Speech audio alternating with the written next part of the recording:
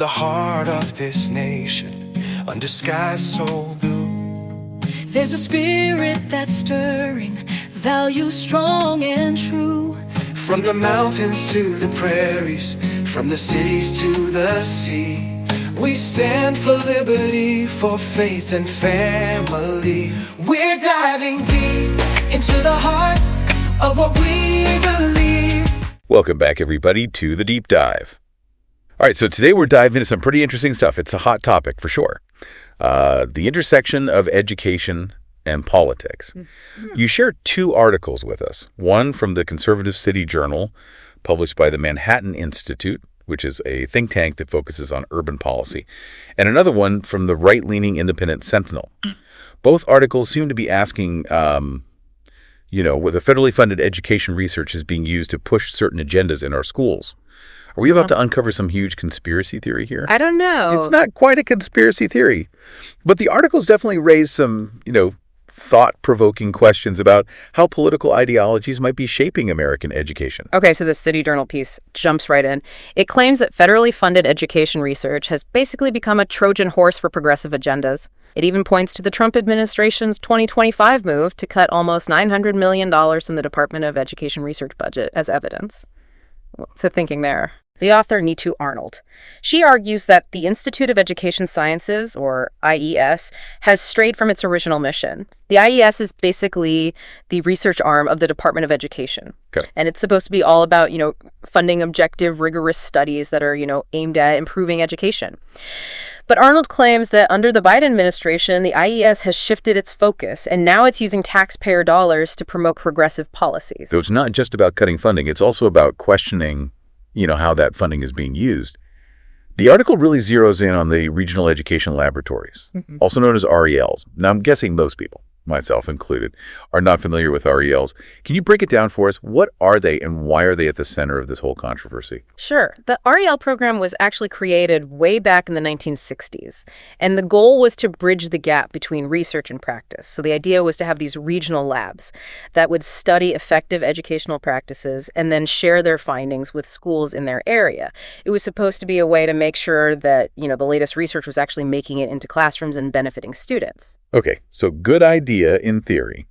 But the City Journal piece is claiming that RELs have gone rogue. They've strayed from their original mission, and they've become vehicles for promoting progressive agendas. That's what the article is arguing.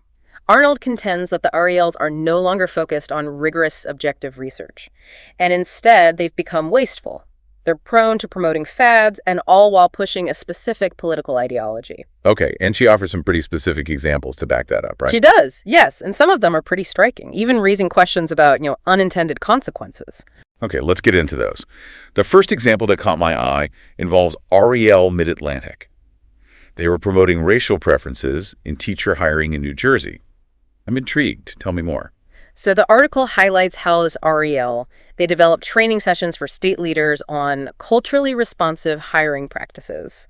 The stated goal was to create a teaching force that reflected the racial demographics of the student body. And they even worked with local districts to boost the number of teachers of color. Which, on the surface, sounds like a positive step towards, greater diversity in the classroom. But the article seems to be saying there's more to this story. What's the potential downside here? Well, the article argues that while representation is important, these hiring practices might prioritize race over other qualifications. So it raises the question of whether we might be sacrificing quality for the sake of diversity. Yeah, that's a delicate balance to strike, for sure. And it adds another layer to this whole idea of how political agendas might be influencing education policy. Okay, so what about example number 2? Example number 2 focuses on REL Midwest and its work with Akron Public Schools in Ohio. They worked to relax disciplinary policies. The goal, according to the article, was to reduce the number of minority students being suspended. But it seems like this initiative really backfired. Wait, how can relaxing disciplinary policies backfire? That seems kind of counterintuitive. Well, according to the City Journal article, this effort to reduce racial disparities in discipline led to a surge in violence. They cite examples of, increased fights, assaults on staff, and even students bringing knives to school. So an attempt to address one problem, racial disparities in discipline, might inadvertently create a much bigger problem. a less safe learning environment for everyone. It makes you wonder if the focus on ideology maybe blinded those involved to the potential consequences of such a policy shift. That's precisely the point the article is trying to make. It highlights the complexity of issues like school discipline and, the potential for well-intentioned policies to have these unintended negative consequences. All right, on to example number 3. What did REL Pacific get up to? This one delves into the world of culturally sustaining pedagogical practices. REL Pacific created a teacher's guide that was promoting this approach, which emphasizes tailoring teaching methods to the cultural backgrounds of students. So instead of a one-size-fits-all approach, you're trying to make the learning experience more relevant and engaging for students from diverse backgrounds. That makes sense, right? The idea is to make learning more relatable. The article even mentions ethnomathematics as an example. It's a field that explores how different cultures have developed their own unique mathematical systems and practices. Whoa, ethnomathematics. That's a new one for me. I'm already picturing math class being a lot more interesting than just memorizing formulas. But of course, the City Journal article wouldn't bring this up if they didn't have some critiques. What's their issue with this approach? Well, the article suggests that while culturally responsive teaching can be beneficial, it sometimes lacks rigor and can even be used to promote certain ideologies under the guise of cultural sensitivity. In other words, they're concerned it could be used to push a specific worldview rather than just, simply making learning more engaging for students. So it's a fine line between making education culturally relevant and using that as cover to push a particular agenda. Exactly. Okay, so the City Journal article goes on to argue that these REL contracts have helped to create a whole network of left-leaning nonprofits that benefit financially from pushing these progressive agendas, like a self-perpetuating cycle. They're getting government funding to conduct research that supports their views, and then they use that research to lobby for more policies that align with their views. That's the gist of the argument. The article uses the example of Wested, which is a research and consulting firm that runs REL West, and it receives a good chunk of its funding from the government. They claim that Wested has used its position to advocate for things like replacing standardized tests with lottery admissions and promoting culturally responsive math education. Hold on, replacing standardized tests with lotteries for school admissions. That's a pretty radical idea. I can see why that would raise some eyebrows. But what's the thinking behind it? What are they trying to achieve? The article suggests that Wested sees standardized tests as inherently biased, and they believe that lottery admissions would create a more equitable system. But critics argue that this would actually lower academic standards and wouldn't really address the root causes of educational inequality. So we're seeing this clash between different visions of what a fair and equitable education system should actually look like.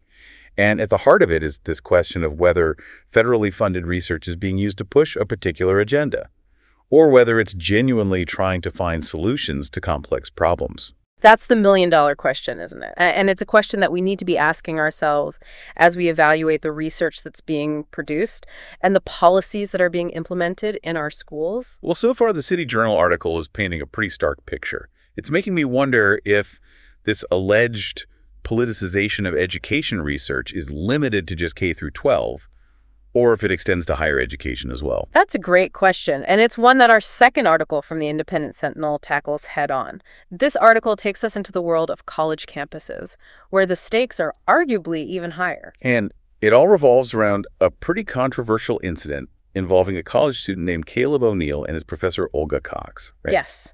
This story puts a human face on this whole debate about free speech, academic freedom, and the role of political ideology in education. Before we dive into the specifics of that case, I'd love to get a little more background on the Independent Sentinel itself. What can you tell us about their perspective and what they're known for? The Independent Sentinel is known for its right-leaning perspective, and it often publishes articles that are critical of liberal policies and ideas. They tend to focus on issues like government overreach, individual liberty, and traditional values. Okay, that gives us some context. Now let's hear about Caleb O'Neill and what happened with his professor. What landed him in hot water? So Caleb got in trouble for recording his professor Olga Cox during class. Apparently, Professor Cox went on a bit of a rant about the 2016 election, and Caleb decided to capture it all on video. Okay, but professors talk about current events all the time. Why would that be a problem? What exactly did Professor Cox say that was so controversial? Well, according to the Independent Sentinel article, Professor Cox didn't just talk about the election. She called Trump's victory an act of terrorism and said that the country was under assault by his supporters. She even made some pretty inflammatory remarks about Mike Pence, who was the vice president at the time. Wow, those are some pretty strong words. I can see why a student might feel a little uncomfortable hearing their professor talk like that, especially in a classroom setting. But was Caleb really suspended just for recording her? What was the college's justification for that? The college claimed that Caleb violated their student code of conduct, which prohibited recording lectures without the professor's permission. They argued that he created a disruption and violated Professor Cox's privacy. But isn't there a free speech argument to be made here? I mean, if a professor is openly expressing these kinds of views in class, shouldn't students have the right to document it, especially if they feel like it's creating a hostile environment? That's exactly what Caleb and his supporters argued. They said he was worried about his grade and felt targeted because he had openly supported Trump in the past, even wearing Trump gear to class. He claimed he was recording for his own protection. So it sounds like a classic clash between free speech rights and the rules of the academic institution. So what was the outcome? Did the college back down, or did they stick to their guns? The college stood by their decision, and they upheld Caleb's suspension for the entire semester. They even required him to write an apology letter to Professor Cox. Hold on. He had to apologize to the professor who called Trump's victory an act of terrorism. That seems a little one-sided, doesn't it? What happened to Professor Cox? Did she face any consequences for her actions? According to the Independent Sentinel, Professor Cox faced no disciplinary action whatsoever, and this discrepancy in how the student and the professor were treated really fueled the controversy and sparked accusations of bias and double standards on college campuses. It definitely feeds into this narrative we hear so often about liberal bias in academia. But setting aside the politics for a moment, this case raises some important legal questions as well. I mean, is it actually legal for a college to prohibit students from recording lectures? That's a bit of a legal gray area. Some states have laws that specifically allow students to record lectures while others don't. It often comes down to the specific policies of the institution and how those policies are interpreted. So it's a bit of a legal minefield. But beyond the legal issues, this case really gets at the heart of what's acceptable discourse in a classroom setting. Where do we draw the line between a professor expressing their personal opinions and creating a hostile or intimidating environment for students who hold different views? That's a tough question, and there's no easy answer.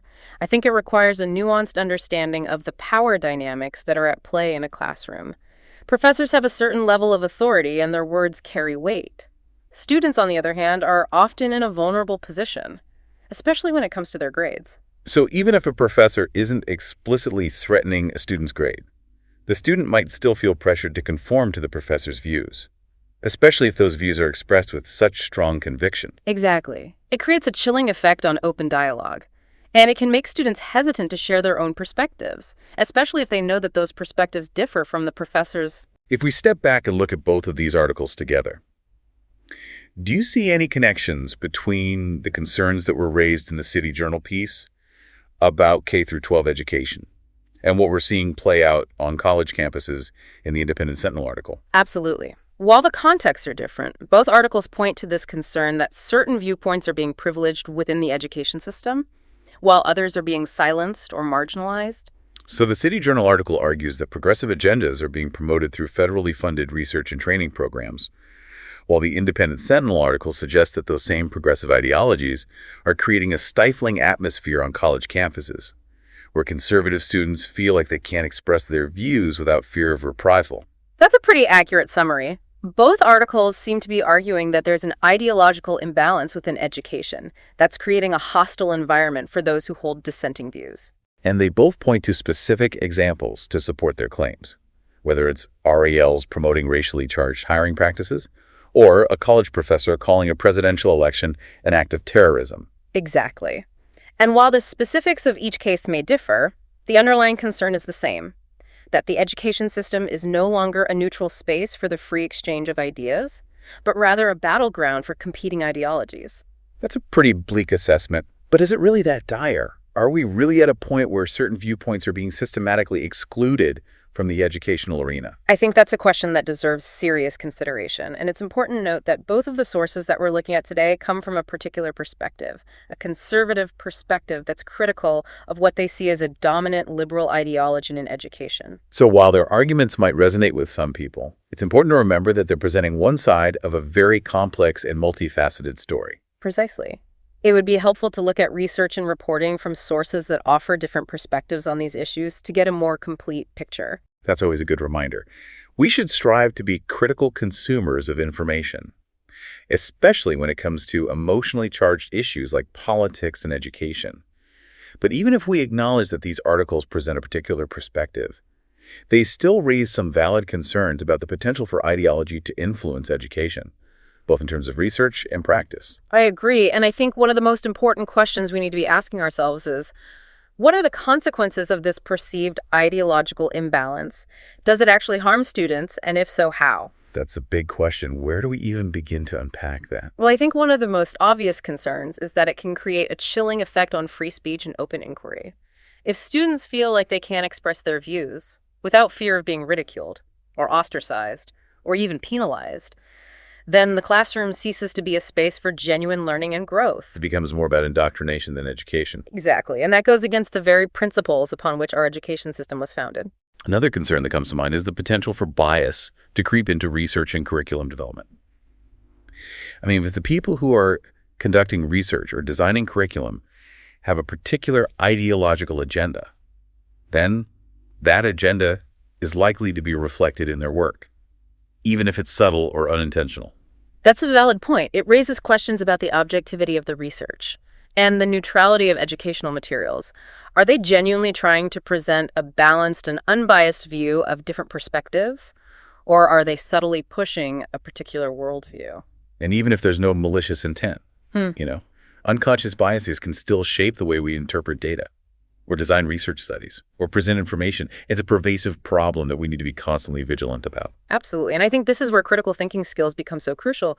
We need to teach students how to evaluate information, identify bias, and form their own informed opinions. We can't just passively absorb whatever we're told or shown.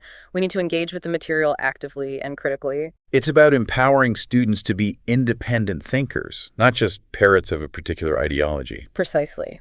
And that's a valuable skill that will serve them well beyond the classroom in all aspects of their lives. So what are some practical steps we can take to ensure that education remains a space for open inquiry and critical thinking, even amidst the inevitable disagreements and debates that arise when we're dealing with complex issues like politics? That's a great question.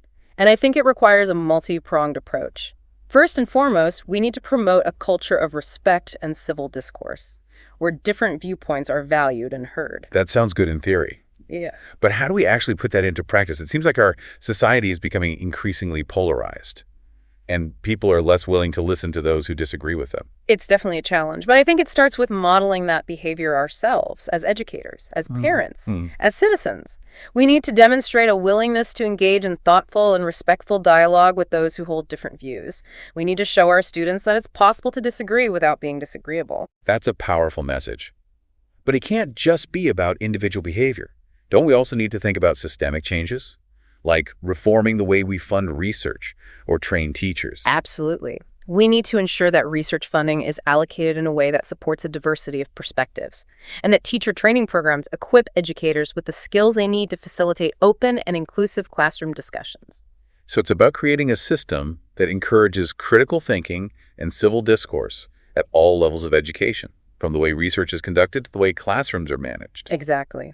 And it's about empowering students to be active participants in their own learning, to ask tough questions, to challenge assumptions, and to form their own informed opinions. All right, so far, we've delved into some pretty heavy stuff. Accusations of political bias, the suppression of free speech, the potential for indoctrination. It can all feel a bit overwhelming. Is there a more hopeful way to frame this whole debate about politics and education? I think there is. At its core, this debate is really about what kind of society we want to create. Do we want a society where conformity and obedience are prized above all else? Or do we want a society where critical thinking, creativity, and intellectual curiosity are nurtured and celebrated? I think most of us would agree that we want the latter. But how do we get there? I believe that education is the key. It's through education that we can empower individuals to think for themselves, to question authority, and to challenge the status quo. It's through education that we can foster a love of learning, a thirst for knowledge, and a commitment to truth and justice. That's a beautiful vision. But it also feels like a daunting task. I mean, education is facing so many challenges these days, from funding cuts to political interference to the rise of misinformation and conspiracy theories. It can be hard to stay optimistic. I understand that. It's easy to get discouraged when we look at the state of the world today. But I believe that education is still our best hope for creating a better future. And I think we need to start by reclaiming the narrative around education. We need to stop talking about education as if it's just a means to an end, like getting a job or making money. We need to start talking about education as an end in itself, as something that is intrinsically valuable and enriching. So it's not just about preparing students for the workforce, but about preparing them for life, Right. for citizenship, for being thoughtful and engaged members of society. Exactly. And I think if we can shift the focus of education in that direction, then we'll start to see some real progress. We'll start to see students who are more engaged, more curious, and more empowered to make a difference in the world. We'll start to see a society that is more informed, more compassionate, and more just. That's a vision worth striving for. But it's also important to acknowledge that there will always be disagreements about what should be taught in schools and how it should be taught. Politics will always play a role in education, whether we like it or not. That's true. But I think the key is to ensure that those political debates are conducted in a fair and open manner, where all voices are heard and respected. We need to avoid the temptation to shut down dissenting views, or to impose a single monolithic ideology on our schools. So it's about embracing diversity of thought and creating a space where students can grapple with complex issues, even if it means getting uncomfortable sometimes. Exactly. Education shouldn't be about shielding students from the real world or indoctrinating them into a particular way of thinking. It should be about equipping them with the skills and knowledge they need to navigate the complexities of the world and to make their own informed decisions. It sounds like we're talking about a fundamental shift in the way we view education. It's not just about memorizing facts and figures, but about developing critical thinking skills, empathy, and a sense of civic responsibility. That's right. It's about nurturing the whole person, not just the intellect. It's about helping students develop into well-rounded individuals who are capable of thinking critically, acting ethically, and contributing positively to society. That's a beautiful and inspiring vision, but it's also a challenging one. How do we actually put these ideas into practice in a world that often seems to be moving in the opposite direction? That's the million-dollar question. I think it starts with each of us doing what we can in our own spheres of influence to promote these values. It starts with having difficult conversations, with challenging our own assumptions, and with being willing to listen to those who disagree with us. That sounds like a lot of work. But I guess that's the price of creating a better future. I think it's worth it. I believe that education is the most powerful tool we have for shaping the world we want to live in. And I think it's our responsibility to use that tool wisely and to ensure that it's accessible to all. Well said. I think you've given our listeners a lot to think about. Before we wrap up, I'd love to hear your thoughts on how we can move beyond this polarized debate about politics and education. Is there a way to find common ground and work together to create a more just and equitable education system for all students? That's a great question, and I think the answer lies in remembering that we all share a common goal. Yeah. You know, we all want our children to succeed and thrive. We may disagree on the best way to achieve that goal, but I think if we can start from a place of shared values and mutual respect, then we can begin to bridge those divides that separate us. So it's about finding common ground, even amidst our disagreements, and working together to create a better future for all children. Exactly. It's about putting aside our differences and focusing on what unites us. It's about remembering that we're all in this together. I love that sentiment. It's a good reminder that we're all on the same team, even when we disagree. But this deep dive has definitely exposed some pretty deep fault lines in our current education system. We've talked about potential bias in research funding, the chilling of free speech on campuses, and this constant tension between promoting diversity and ensuring academic rigor. Can it all feel pretty disheartening? So where do we go from here? What are some concrete steps we can take to address these issues and create a more balanced and equitable education system? Well, it's easy to feel overwhelmed by the scope of these problems, but I think if we focus on a few key areas, we can actually create meaningful change. Okay, I'm all ears. Give me some actionable steps. First, we need to really double down on promoting media literacy and critical thinking skills. And we need to start young. We're bombarded with information from all sides these days. And it's more important than ever to be able to sift through that information, identify bias, and form our own informed opinions. So it's not about telling students what to think, but teaching them how to think right. Equip them with the tools they need to navigate this increasingly complex information landscape. Exactly. It's about fostering intellectual independence and curiosity. Another crucial step is to create more opportunities for open and honest dialogue about these challenging topics. We need to move beyond the shouting matches on social media and create spaces where people can respectfully engage with different perspectives, even those they might disagree with. That sounds like a tall order in our current climate, but I agree that it's essential. How do we make those kinds of dialogues happen more often? Well, it starts at the local level. Schools can host community forums, universities can sponsor debates. Even just having more family discussions around the dinner table can help. It's about normalizing civil discourse. Yeah. And showing young people that it's possible to disagree without resorting to personal attacks or name-calling. I love that idea. And it connects to something you mentioned earlier about the importance of modeling those behaviors ourselves. We can't just preach tolerance and respect. We have to embody those values in our own interactions. Absolutely. Our actions speak louder than words, especially when it comes to setting an example for young people. And it's not just about being polite. It's about genuinely listening to understand, even when we disagree. That's a powerful reminder. This makes me think about something else we touched on earlier, the importance of diversifying perspectives, both in research and in the classroom. It's not enough to just pay lip service to diversity. We need to actively seek out and elevate voices that have been historically marginalized or excluded. 100% agree. The more diverse our sources of information are, the more complete and nuanced our understanding of the world will be. This applies to everything, from the research studies we cite, to the authors we read, to the speakers we invite to share their perspectives. That's such an important point. We need to be constantly checking our own biases. And making sure that we're not just surrounding ourselves with people who think exactly like we do. Right. It's so easy to fall into echo chambers, especially in this age of social media algorithms. But real intellectual growth happens when we step outside of our comfort zones and engage with perspectives that challenge our own assumptions. So it's not about always agreeing with each other, but about creating a space where disagreement is welcomed and explored in a constructive way. Well said. Disagreement, when approached thoughtfully and respectfully, can be incredibly valuable. It pushes us to think more deeply, to consider different angles, and to refine our own arguments. It's how we grow and learn. So to wrap things up, I think what I'm taking away from this deep dive is that education is about so much more than just acquiring knowledge. It's about shaping minds, fostering critical thinking, and equipping individuals with the tools they need to navigate an increasingly complex world. And it's about recognizing that this is an ongoing process, a journey that requires constant reflection, dialogue, and a willingness to challenge our own assumptions. That's a beautiful summation. And I think it's a reminder that we all have a role to play in shaping the future of education, whether we're parents, educators, policymakers, or simply concerned citizens. We can all contribute to creating a more just equitable and enlightening educational experience for all. Thank you so much for joining us on this deep dive. You've given us so much to think about, and I know our listeners are going to walk away from this episode with a renewed sense of purpose and a deeper understanding of these crucial issues. It's been my pleasure. Thanks for having me. And to our listeners, keep those minds curious, keep those conversations going, and keep fighting for a better future for all for the power of education. We'll see you next time on The Deep Dive. You Democrats, bleed with a threat like a New York sewer rat. Go away, don't come back.